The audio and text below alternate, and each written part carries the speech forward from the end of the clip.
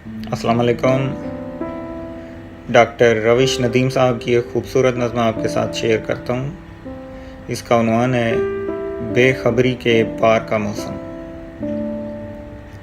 अरशद, तुमको याद तो होगा, पिछले बुध जो चलते चलते एक आवारा शाम में हमने भूली बिसरी यादों की एक मोटी एल्बम खोल के उसमें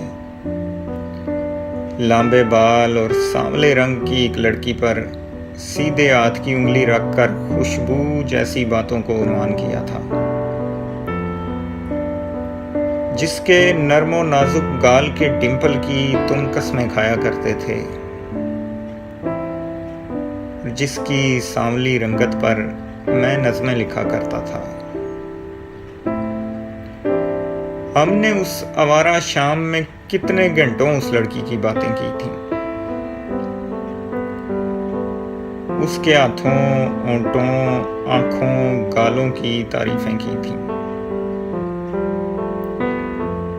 तुम कहते थे वो हंसती तो दिन सा चढ़ता जाता था,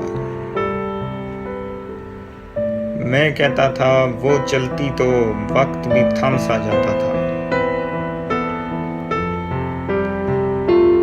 तुम कहते थे गर वो मुझसे सात समंदर पार किसी बेनाम जजीरे पर खिलते फूलों का कहती मैं ला देता।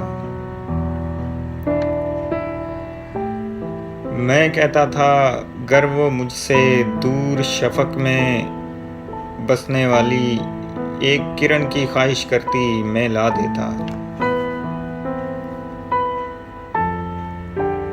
तुम कहते थे मैं तो उसकी एक तमन्ना की खातिर भी मर सकता हूँ। मैं कहता था मैं तो अपने लाखों जीवन उसके सिर्फ तबस्सुम पर ही दे सकता हूँ। हम दोनों ने रात गए तक तारीकी के कागज पर ऐसे वैसे जाने कितने दावे लिखे, उसकी याद की ओढ़नी ओढ़े जाने कितने वादे लिखे।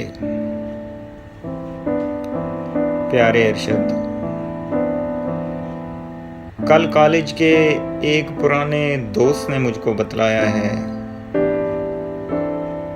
कुछ दिन गुजरे सांवले रंग की उस लड़की ने एक जरा सी बात की जिद में आत्महत्या कर ली।